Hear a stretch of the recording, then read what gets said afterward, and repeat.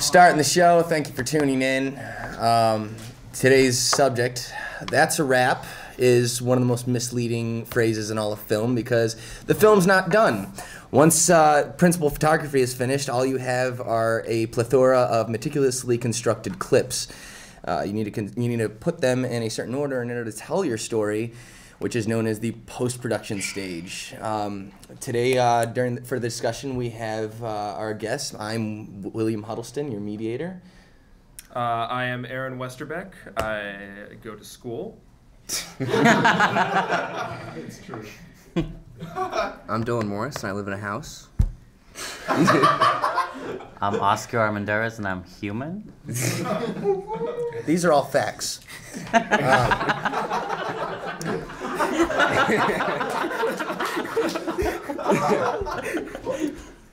So, let's start off by the transition into post-production. It's pretty much you and your producer who's holding your hand, kicking and screaming the whole way. And if you want, you can pull in a post-production supervisor that might help the producer not want to kill themselves because of your pickiness or whatnot and doing the whole thing. Good thing to remember is the post-production supervisor is not your bitch. They will try and get everything done for you on time in timely manner, but you have to be the one that's calling the shots, and you have to be making the communication, and they'll just help facilitate and make your job easier as long as you're making their life a little bit easier and giving them what they need to keep through it. And on top of that, I mean, they're trying to help you get your movie done. You are trying to get the movie done the way you see it being done. So a lot of that is a lot of time management and a lot of working out. Okay, we have this long. How good can I make this movie based on how much time I have to finish and the it. resources. And the resources, yeah. Obviously. I mean, money obviously plays a huge part of it, especially once you get into post-production, is when you have so much, since we're working pretty much digital nowadays, you have so much, you have to store everything on hard drives, which costs money.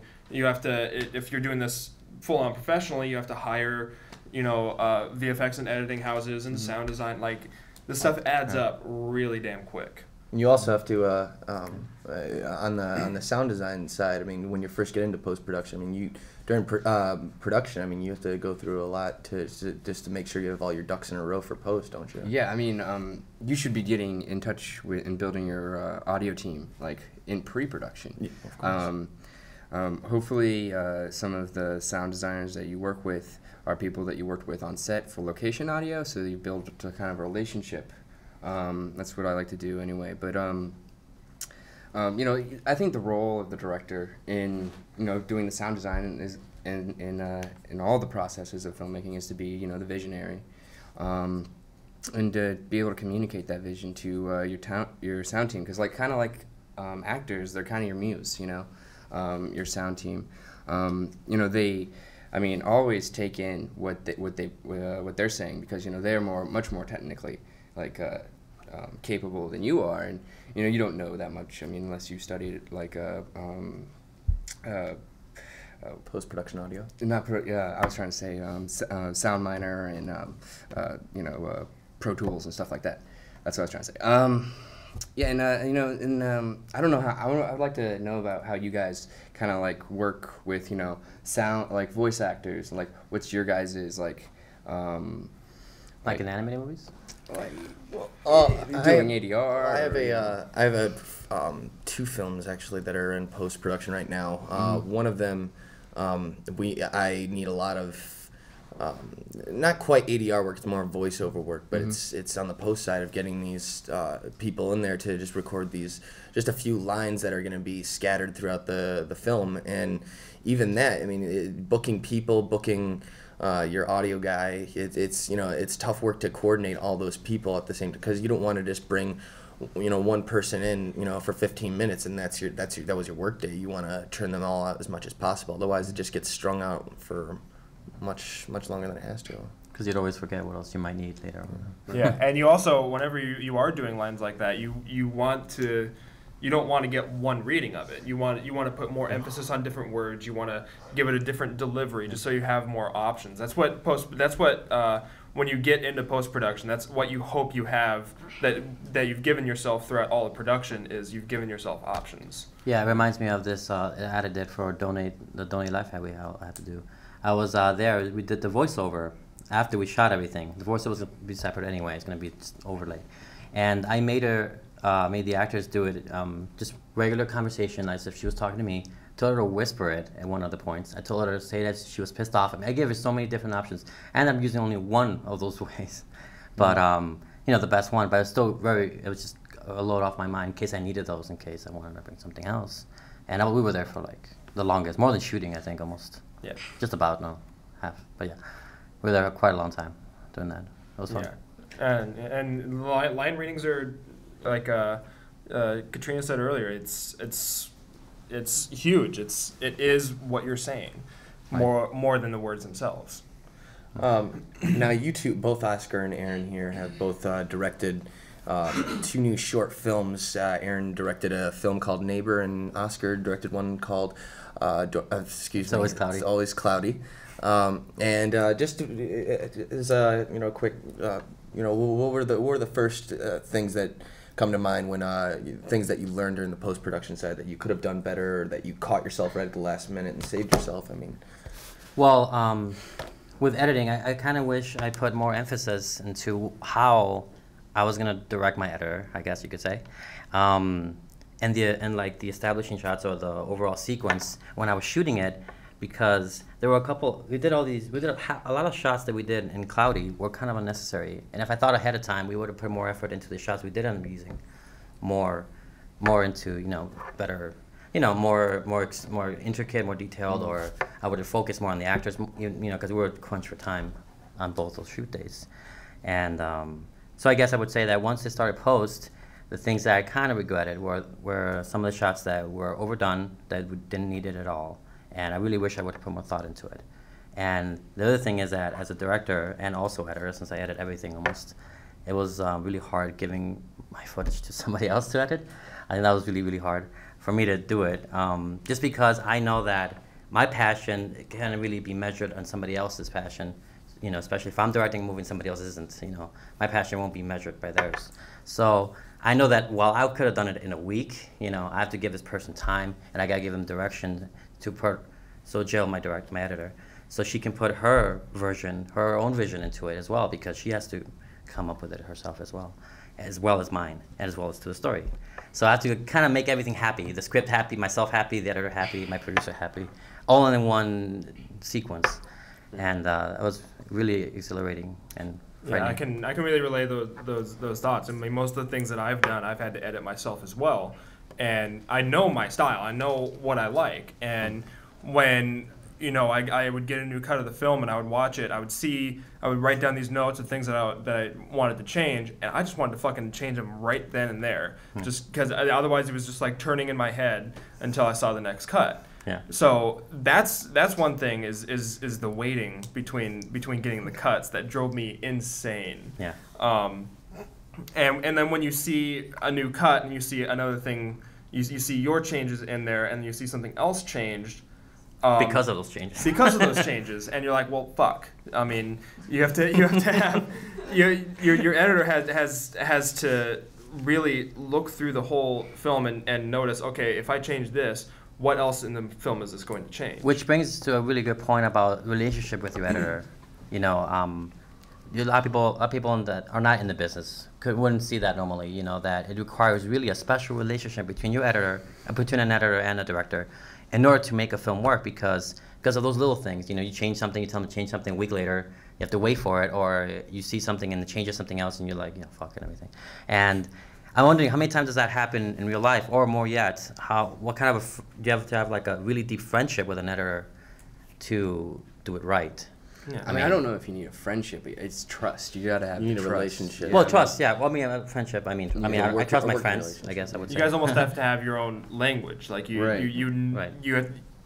other has to know your own styles and how. And better yet, you have to mesh those styles.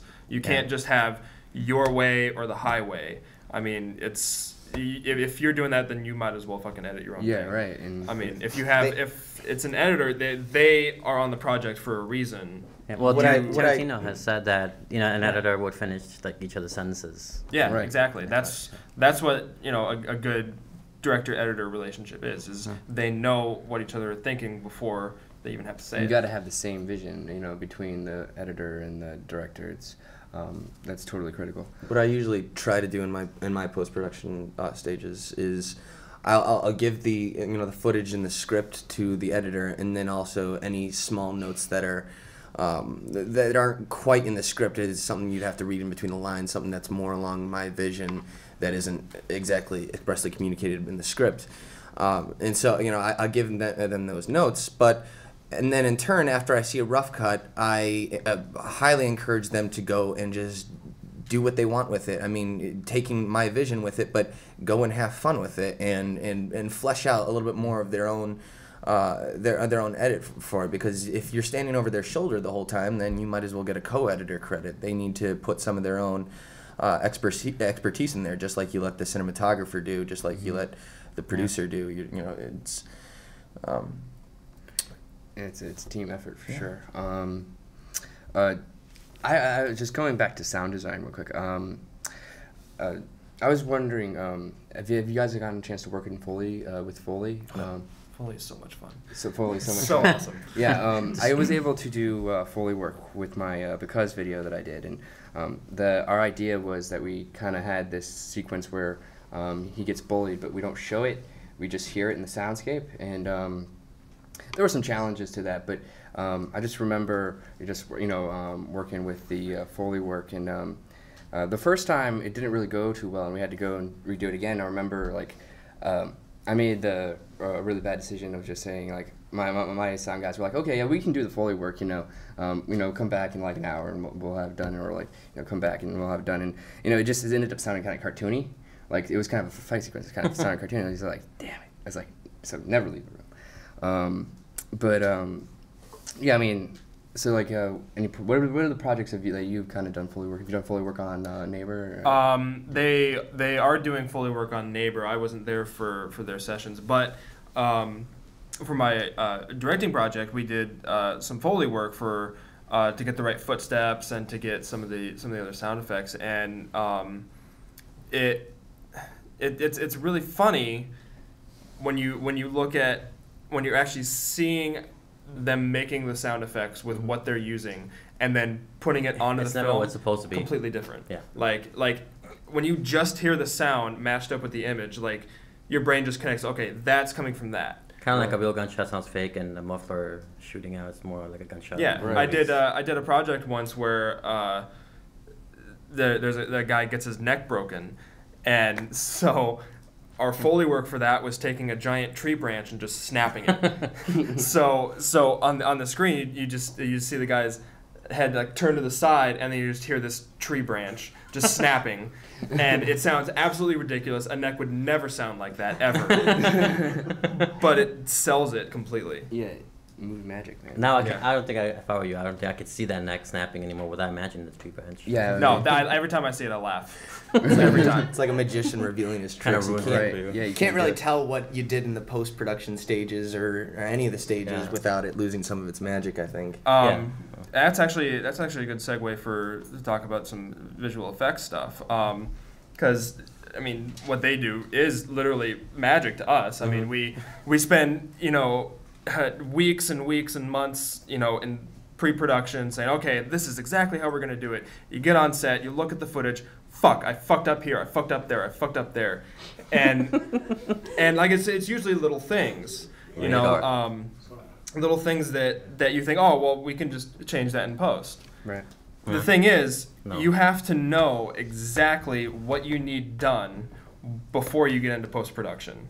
You have to if you see it in dailies, whatever it is, or if you just foresee the issues coming in pre-production, you have to know what you need done. You have to know what could possibly be an issue, because visual effects is not like editing in that, editing takes a while because you have to export and all the technical things. Color correction. Absolutely. This with visual effects, it takes so much longer.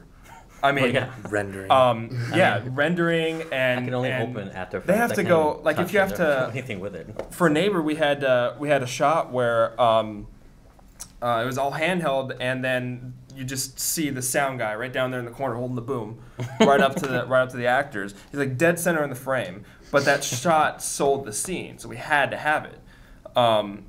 And a good VFX buddy of mine worked on it, and he had to go literally frame by frame and just key out the guy. I mean, it took him weeks to get that shot done, and it was a 5-second shot. Yeah. Like and when you're working with them and when you see what they've done, you have to be very picky about your notes, and on top of that, when you tell them what you need, you tell them every last detail of what you need.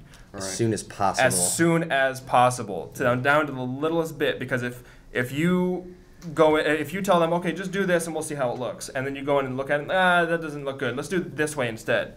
They're gonna blow up. They're angry. You've wasted their time. It's very tedious, meticulous in work. It looks like to me. Yeah, I've never done it, but this same film that I keep referencing, it's City of Pennies. There's a visual effects shot that there's smoke coming from under this thin trail of smoke that comes from underneath a door across the room and into this bullet hole, and I thought that was just going to be a quick, easy thing for a VFX guy, but apparently stuff like smoke, water, fire, that's all done with particle motion, which actually is one of the more complicated of the VFX procedures, and it takes literally like 3-4 weeks to render. So it's just sitting and just waiting the entire. It's a long process. Yeah, it's ridiculous, and I mean a good thing to you need so much patience. Because going back to the editing thing, you have to wait. This you have to wait even longer. Wow. So this is just killing you. When you see something wrong, it makes you mad that much more. It makes you. Yeah, I'm not doing action flicks. That's my answer. Yeah. And I was talking to Mike Eisenberg about his movie that he made last summer about Perspectrum, where they had a lot of color changes where it started out in black and white and then slowly colors started to seep into it, and I know for that production it would have helped a lot to have a visual effects representative or a supervisor on set with them to tell them this is what. This would make this shot easier in post. This is what we can do here. I mean, because even like there's a shot where she has she's walking by and her hair is red and she just flicks her hair. Just that flick of the hair added another week or two onto their work. Yeah. Because they have to go in and they have to color correct every single strand of hair that you see, every single one. Mm-hmm. So even just to have her walking through without flipping her hair. That cuts a week out of your time. And if you're paying for this, if you're actually doing this legitimately professionally and you're hiring a VFX house to do this, much more money. That is thousands and thousands of dollars that you're saving there. So that's having a visual effects supervisor on set to tell you, okay, if you're going to do this shot this way, this is what you're looking at. You could also do it this way. I mean, working with them throughout the whole production is key, rather than just saying, fuck it, we'll do it in post, and you get into post and like, that's going to take so much time. Right. So surprises, in production, surprises can the lion's share of the time, surprises are a bad thing. They usually are something that's kicking you in the face at the last second that you didn't see coming.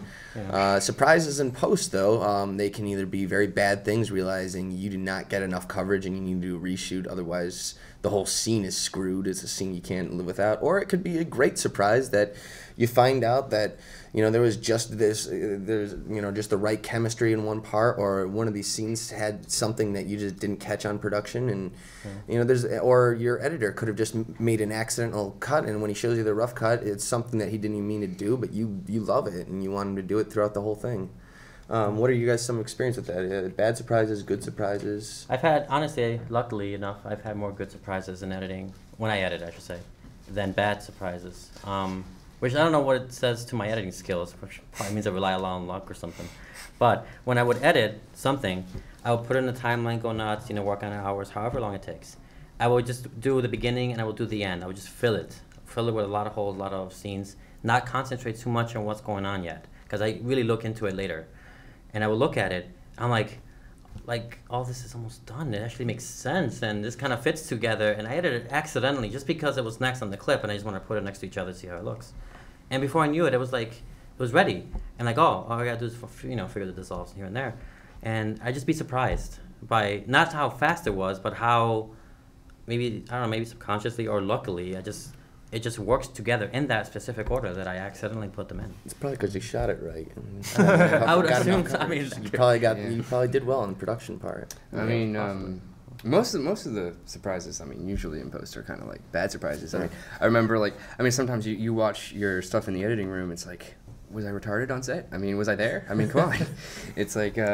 I remember, there's in one shot there'd be, it's a really great shot, but the script is on the table or something, and and something like that. It's just like, where was I to catch that? I mean, it's just it's just annoying things like that usually happen. I'd rather make up excuses to say, oh, the script. Was there a script on the table in the shot that I saw? No, that was her homework. The word script reminds me. Table. Just make up an excuse. Script supervisors, always make sure you have a good script supervisor, because that's going to make your post side. Yes. Absolutely. Both with editing, with sound design, everything. That's telling you that way you don't have to go through all of your footage again and say, okay, this was good, this was bad, this was good, this is bad. You already have that. You already know. For this film that I was working on, Through His Eyes, Rebecca Voda, she was editing, and she got the script supervisor notes, and she was wondering, she's like, what is this? Like, some of these were so incoherent, but then I had to tell her, oh, that was the time that I was doing script supervising that day, because she noticed that there was a difference. Like, there was one where it had, this is a good take, this is how long it was, this and all the information right there, and there's mine. It was like, this is good. 2 stars. Thumbs up. I'll put a walked check in the wrong way. Next. That's all I would do. It's. But anyway, yeah. I think whenever I get into a post and I look at something look at my footage, I always notice the things that are wrong over the things that were like happy accidents. Right. I mean, those happy accidents, when you find them, you just get so overjoyed. And you're like, this has to be used. I have to do this. It has to be in the film. Yeah. But you're always gonna look at what you did wrong over everything else. You're always going to be bogged down by, I should have done this, I should have done that. 10 good things, or 1 wrong thing trumps 10 good things, or something like that. Yeah, absolutely. And then when you find those things, those little happy accidents, that for at least a brief moment makes you forget about all the times when you fucked up during production. Yeah. So and then you get through it all. You get the music that you want. They get it sounds. It sounds pretty clear. Yeah. Talking about that, one last thing I want to talk about sound design is making the score and working on the score as the director. Usually you get you need a musician or a composer or something. I'm this is if you're not going to use you're not going to go out and buy music that's popular music. A style that I do is sometimes, especially when I don't know exactly what sound I want to hear, I just kind of tell my musician or my composer the emotion I want to hear, I want to feel, and then they can bring me a few different stuff, and then I pick and choose from there. How do you guys choose music? Yeah, come up with your score. Usually for me, whenever I'm in pre-production or even during production, usually I don't think about the music. I'm usually just focused on the scene and what we're doing, and then when we get into post, that's when I start thinking, okay, this could use some music to keep the pacing here, to get the emotion across. That's usually for me. I don't think about music until I get into post. I'm pretty similar on that. It's just usually when I'm watching a scene that. In post, when I'm watching a scene that we've edited together, or I've edited, or my editor, I'll look at it and think most likely if the scene needs music, I'll think what best suits this. I mean, is it going to be death metal? Is it going to be is it going to be folk? Is it going to be techno? I mean, what? And you need to pick the right music to pick and so you need to sit there and envision what can you hear playing during this that makes it make sense. Yeah. Well, all I think about is the credit music at the end. That's all I have in my head. Yeah, because just it's the right time to put something, whatever you want. I mean, not whatever you want. If you want to buy a song. But that's the only time I can think of for end credits is music there. Other than that, like all cloudy, I didn't really think about music until my sound guy said that to me, like, so what do you want? I'm like, oh, right. Music. Fuck, I need that. You know, they had this whole intro with music only. I'm like, what am I gonna put there? And the style and whatever. And that's another thing, knowing where you can use music and where you shouldn't use music. Yeah. Right. Because using silence is just as powerful as using, okay, maybe more even. Music. 2001. Oh, exactly. Yeah. Exactly. The sounds of silence. So then you're finished editing. You're picture locked. You got you got great sound that's sounding crisp and clear, and any visual effects that need to be in the works are rendered and taken care of, and you're picture locked. How do you decide? This is it. This is the final copy. Print it. Let's move on. How do you know when it's done? Because you can't. I mean, at least for me, there's never been a time where I've looked at it and be like, this is everything I've wanted to see in my entire life. There's always that little tiny thing, be like, oh, I wish he could have just looked like that instead of looking. Of course, there. If you did do that and you didn't set a deadline for yourself and you didn't meet that, you're going to be working on it for years. Yeah, right. You're never going to be completely satisfied. I don't think I've ever been really happy on my projects. No, I've liked moments of my project, but I'll always.